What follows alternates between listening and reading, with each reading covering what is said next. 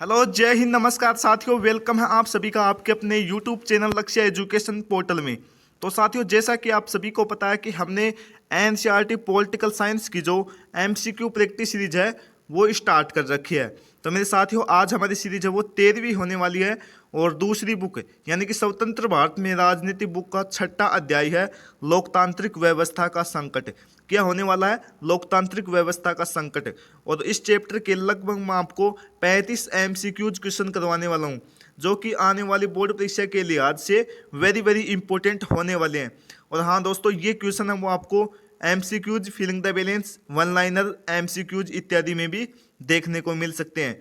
तो आपको क्लास के अंदर है वो लास्ट तक बने रहना है और लास्ट के अंदर कमेंट करके जरूर बताना कि आज आपने इन 35 क्वेश्चन में कितने क्वेश्चन सही किए।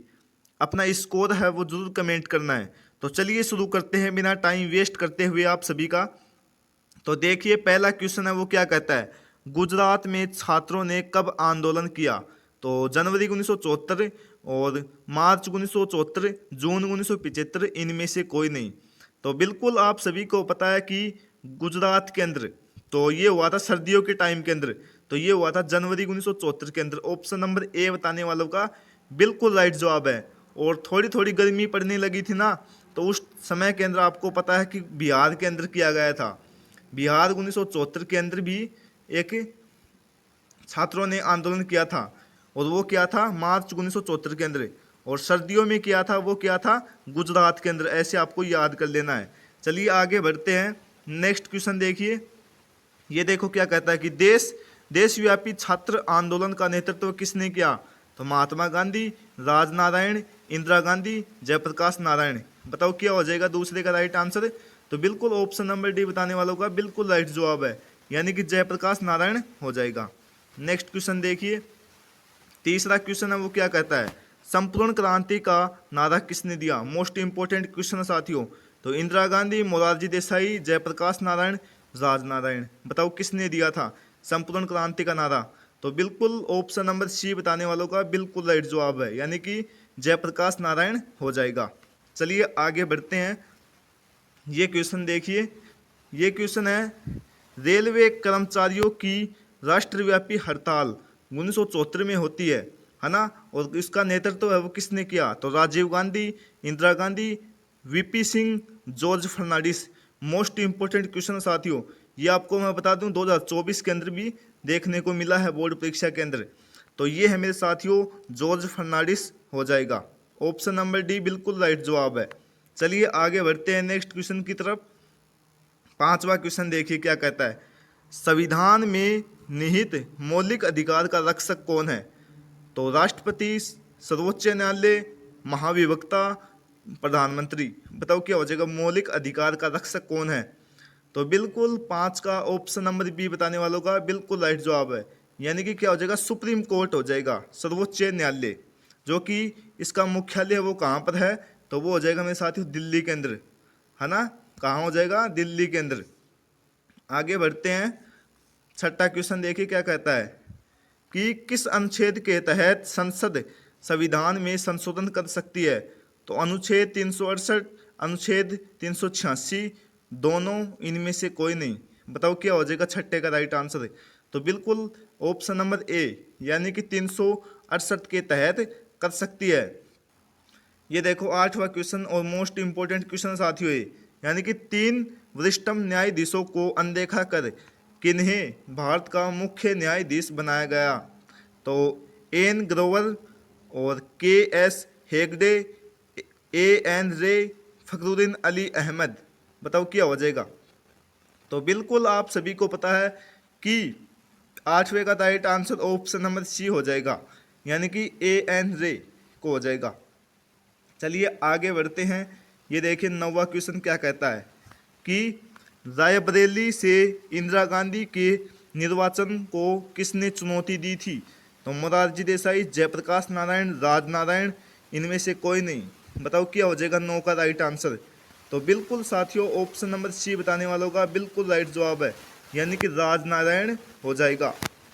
चलिए आगे बढ़ते हैं।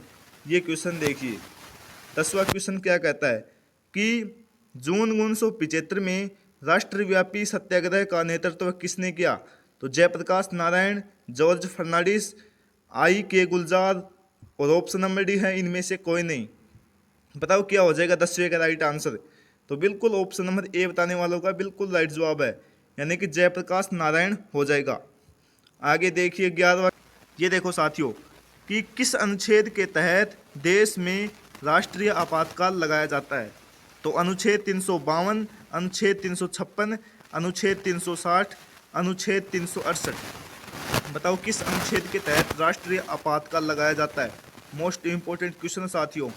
तो बिल्कुल आप सभी को पता है इसका और राइट आंसर हो जाएगा ऑप्शन नंबर ए, यानी कि अनुच्छेद 352 के तहत लगाया जाता है ना राष्ट्रीय आपातकाल। और बात करूं मेरे साथियों 356 की, 356 की बात करें ना तो वो लगाया जाता है राज्य केंद्र। किस केंद्र? राज्य केंद्र। अगर राज्य की जो आंतरिक शक्ति होती है वो व्यवस्था गड़बड़ा जाती है तो उसके लिए अनुच्छेद 356 का उपयोग किया जाता है। और बात करूं अनुच्छेद 360 का तो वो हो जाएगा मेरे साथियों, एक सेकंड,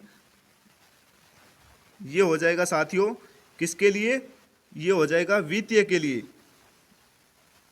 ये 3 अनुच्छेद दिए हुए हैं इस चैप्टर के अंदर और जो कि मोस्ट इंपोर्टेंट है। वित्तीय अनुच्छेद है ना वो हमारे देश के अंदर अभी तक नहीं लगाया गया है, समझ रहे हो ना। और अनुच्छेद 352 का तो बता ही दिया राष्ट्रीय आपातकाल। ये किस लिए लगाया जाता है? वो लगाया जाता है बाह्य आक्रमण हो जाता है, खतरा किया जाता है, इसके लिए देश की आंतरिक स्थिति खराब हो जाती है, इसके कारण लगा दिया जाता है। आगे देखिए 12वां क्वेश्चन क्या कहता है कि मौलिक अधिकार का जिक्र संविधान के किस भाग में किया गया है। तो भाग 1, भाग 2, भाग 3, भाग 4। बताओ किस के अंदर किया गया है। तो बिल्कुल ऑप्शन नंबर सी बताने वालों का बिल्कुल राइट जवाब है, यानी कि भाग 3 के अंदर लगाया गया है। चलिए आगे बढ़ते हैं। ये देखिए 42वां संविधान संशोधन कब किया गया। तो 1975, 1976, 1977, 1978। बताओ 42वां संविधान संशोधन है ना वो कब किया गया। और मैं आपको बता दूं 42वां संविधान संशोधन को मिनी संविधान भी कहा जाता है। क्या कहा जाता है? मिनी संविधान, वो भी इसे ही कहा जाता है। तो बिल्कुल ऑप्शन नंबर बी बताने वालों का बिल्कुल राइट जवाब है, यानी कि 1976 के अंदर किया गया था। चलिए आगे बढ़ते हैं।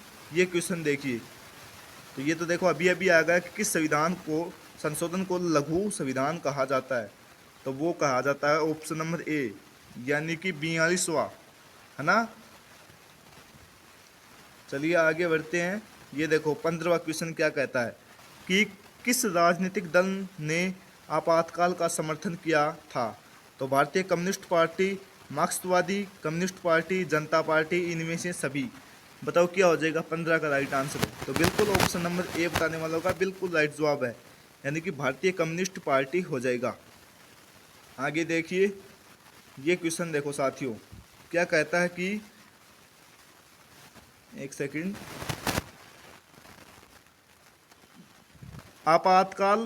आपातकाल के दौरान की गई कार्यवाही और सत्ता का दुरुपयोग की जांच हेतु किस आयोग का गठन किया गया। मोस्ट इंपोर्टेंट क्वेश्चन साथियों। साहन जांच आयोग, के कस्तूरीरंगन कमेटी, नीति आयोग, और इनमें से कोई नहीं। बताओ क्या हो जाएगा। तो बिल्कुल ऑप्शन नंबर ए बताने वालों का बिल्कुल राइट जवाब है, यानी कि साहन जांच आयोग।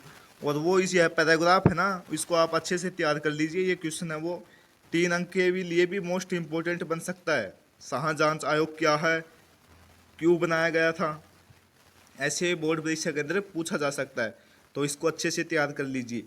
चलिए आगे देखते हैं। ये क्वेश्चन बताओ आप, जनता पार्टी का गठन कब किया गया। तो 1975, 1976, 1977, 1978। तो बिल्कुल जनता पार्टी है इसका गठन किया गया था 1977 के अंदर। ऑप्शन नंबर सी बताने वालों का बिल्कुल राइट जवाब है। आगे देखिए 18वां क्वेश्चन है वो क्या कहता है कि जनता पार्टी सरकार में किस भारत के प्रधानमंत्री कौन बने। तो मोरारजी देसाई, जगजीवन राम, चौधरी चरण सिंह, इनमें से कोई नहीं। तो बिल्कुल ऑप्शन नंबर ए बताने वालों का बिल्कुल राइट जवाब है, यानी कि मोरारजी देसाई हो जाएगा। और प्रथम गैर कांग्रेसी क्या हो जाएगा, गैर कांग्रेसी। गैर कांग्रेसी प्रधानमंत्री हैं वो हो जाएगा मोरारजी देसाई। अगला क्वेश्चन देखिए, ये क्वेश्चन क्या कहता है कि कांग्रेस सोशलिस्ट पार्टी के संस्थापक कौन थे? तो जगजीवन राम, जयप्रकाश नारायण, मोरारजी देसाई, इनमें से कोई नहीं। बताओ 19 का राइट आंसर है। तो बिल्कुल ऑप्शन नंबर बी, यानी कि कांग्रेस सोशलिस्ट पार्टी के संस्थापक हैं वो हैं जयप्रकाश नारायण। आगे देखिए, ये देखो 20वां क्वेश्चन क्या कहता है कि कांग्रेस फॉर डेमोक्रेसी के संस्थापक कौन थे? मोस्ट इंपोर्टेंट क्वेश्चन है साथियों। जगजीवन राम, मोरारजी देसाई, चरण सिंह, इनमें से कोई नहीं। बताओ कांग्रेस फॉर डेमोक्रेसी। तो बिल्कुल ऑप्शन नंबर ए, यानी कि जगजीवन राम हो जाएगा। और ये स्वतंत्र भारत के पहले श्रम मंत्री कौन है? तो वो हो जाएगा मेरे साथियों जगजीवन राम ही हो जाएगा। आगे देखिए, नेक्स्ट क्वेश्चन क्या कहता है कि भारत के पहले गैर कांग्रेसी प्रधानमंत्री कौन थे? तो मोरारजी देसाई, जगजीवन राम, दोनों, इनमें से कोई नहीं। तो अभी चर्चा की थी इसकी भी। तो बिल्कुल ऑप्शन नंबर ए बताने वालों का बिल्कुल राइट जवाब है, यानी कि मोरारजी देसाई हो जाएगा। नेक्स्ट क्वेश्चन देखिए साथियों, ये देखो भारतीय लोकदल 1974 की स्थापना किसने की? 1974 के अंदर इसकी स्थापना होती है भारतीय लोकदल की। तो चरण सिंह, जगजीवन राम, मोरारजी देसाई, इनमें से कोई नहीं। बताओ 22 का राइट आंसर है। तो बिल्कुल चौधरी चरण सिंह, यानी कि ऑप्शन नंबर ए बताने वालों का बिल्कुल राइट जवाब है। अगला क्वेश्चन देखिए, 23वां क्वेश्चन क्या कहता है? प्रधानमंत्री मोरारजी देसाई की सरकार कितने समय तक चली? तो 9 महीने, 10 महीने, 14 महीने, 18 महीने। तो बिल्कुल आप सभी को पता है कि ऑप्शन नंबर डी इसका राइट आंसर है, यानी कि 18 महीने चलती है, लगभग 1.5 साल। कितने साल? 1.5 साल के लगभग। आगे देखिए, 23वां क्वेश्चन क्या कहता है? मोरारजी देसाई के बाद भारत के प्रधानमंत्री कौन बने? तो चरण सिंह, जगजीवन राम, राजीव गांधी, इनमें से कोई नहीं। बताओ 24 का राइट आंसर है। तो बिल्कुल ऑप्शन नंबर ए बताने वालों का बिल्कुल राइट जवाब है, यानी कि चरण सिंह बनते हैं मोरारजी देसाई के बाद। आगे देखिए, 1967 में किसने भारतीय क्रांति दल का गठन किया? तो चरण सिंह, जगजीवन राम, मोरारजी देसाई, इनमें से कोई नहीं। बताओ 25 का राइट आंसर है। तो बिल्कुल ऑप्शन नंबर ए, यानी कि चौधरी चरण सिंह हो जाएगा।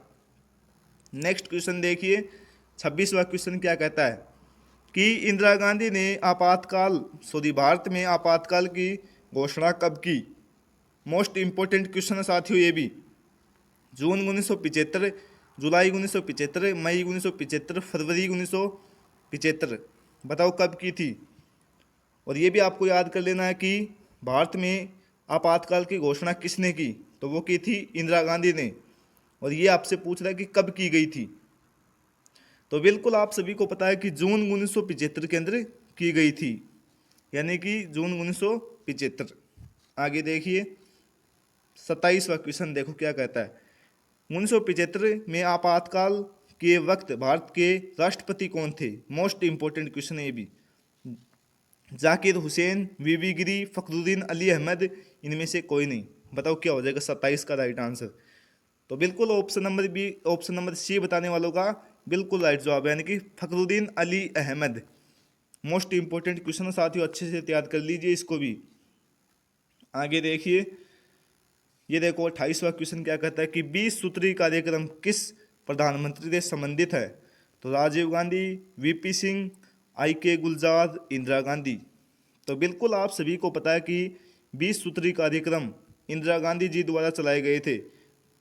तो ऑप्शन नंबर डी बताने वालों का बिल्कुल राइट जवाब है, यानी कि इंदिरा गांधी। आगे देखिए 29वां क्वेश्चन, एक वर्ष में विधानसभा के कितने अधिवेशन आवश्यक हैं? 2 अधिवेशन, 3 अधिवेशन, 4 अधिवेशन, 5 अधिवेशन। बताओ क्या हो जाएगा 29 का राइट आंसर? तो बिल्कुल ऑप्शन नंबर ए बताने वालों का बिल्कुल राइट जवाब है, यानी कि 2 अधिवेशन जरूरी है। आगे देखते हैं 30वां क्वेश्चन क्या कहता है कि भारतीय न्यायपालिका किस प्रक्रिया के अंतर्गत कार्य करती है? तो कानून द्वारा स्थापित प्रक्रिया, कानून की उचित प्रक्रिया, न्यायपालिका द्वारा निर्मित प्रक्रिया, इनमें से कोई नहीं। बताओ क्या हो जाएगा 30 का राइट आंसर? तो बिल्कुल साथियों ऑप्शन नंबर ए बताने वालों का बिल्कुल राइट जवाब है, यानी कि क्या है, कानून द्वारा स्थापित प्रक्रिया। नेक्स्ट क्वेश्चन देखते हैं। ये क्वेश्चन देखो, उच्च न्यायालय के न्यायाधीश की सेनावर्ती की आयु क्या है? तो 60 वर्ष, 62 वर्ष, 58 वर्ष, 65 वर्ष। बताओ क्या हो जाएगा? 31 का राइट आंसर। तो बिल्कुल ऑप्शन नंबर बी बताने वालों का बिल्कुल राइट जवाब है, यानी कि 62 वर्ष हो जाएगा। उच्च न्यायालय यानी कि हाई कोर्ट, जो कि हर स्टेट के अंदर स्थित है, हर राज्य के अंदर। आगे देखिए, विधान परिषद के सदस्यों का कार्यकाल कितने वर्ष का होता है? तो 5 वर्ष, 6 वर्ष, 3 वर्ष, 2 वर्ष। बताओ विधान परिषद के सदस्यों का कार्यकाल। तो बिल्कुल ऑप्शन नंबर बी, यानी कि 6 वर्ष का होता है। आगे देखिए, 33वां क्वेश्चन, विधान परिषद का सदस्य निर्वाचित होने के लिए कितनी उम्र आवश्यक है? 25 वर्ष, 30 वर्ष, 35 वर्ष, 18 वर्ष। बताओ कितनी उम्र चाहिए? तो बिल्कुल 30 वर्ष चाहिए इसके लिए, विधान परिषद का सदस्य होने के लिए। ऑप्शन नंबर बी बताने वालों का बिल्कुल राइट जवाब है।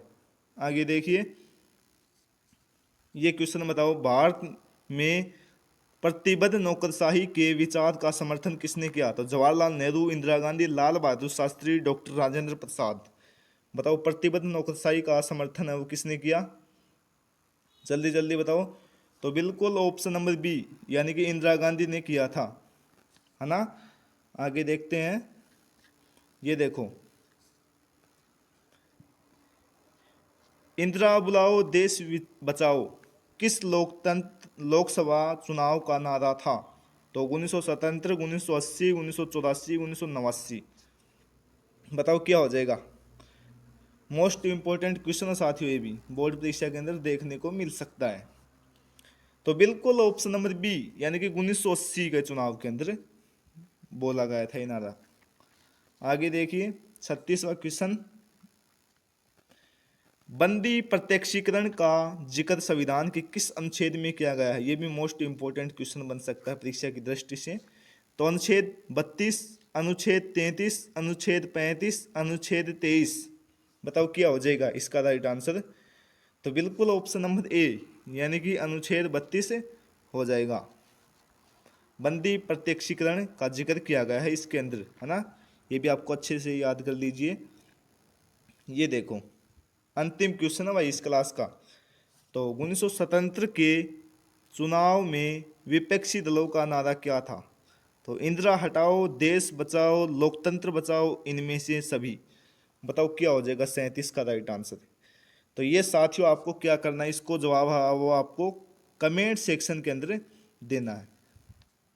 क्या हो जाएगा 37 का राइट आंसर, वो आपको कमेंट सेक्शन के अंदर देना है। और अपना स्कोर है वो आपको जरूर बताना है कि आज आपने इन 37 क्वेश्चन में कितने क्वेश्चन सही किए। अपना स्कोर जरूर कमेंट कीजिए, क्योंकि आपको पता है कि वो आपका कितनी तैयारी की है अभी तक। आपको पता है कि नवंबर महीना है वो शुरू हो गया है, आपकी तैयारी इन्हीं से ही पता चलेगी। तो आपको स्कोर जरूर कमेंट करना है कमेंट सेक्शन के अंदर।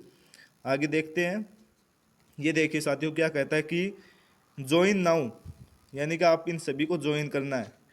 अगर साथियों आप YouTube चैनल पर पहली बार विजिट कर रहे हैं तो इस चैनल को सब्सक्राइब करें, YouTube चैनल को, और हमारे इस चैनल का सदस्य बन जाइए। इसको क्या करना, आपको सब्सक्राइब करना है ना। और आप साथियों अगर फ्री में PDF लेना चाहते हैं, नोट्स और PDF, तो हमारे टेलीग्राम चैनल को भी ज्वाइन कर सकते हैं, जिसका नाम है लक्ष्य एजुकेशन पोर्टल।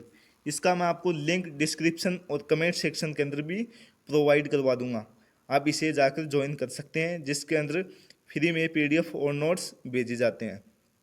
तो ओके दोस्तों, आपको ये ज़रूर बताना है कि आज आपकी क्लास है वो कैसी लगी। तो मिलते हैं साथियों नेक्स्ट क्लास के अंदर, तब तक के लिए जय हिंद, जय भारत।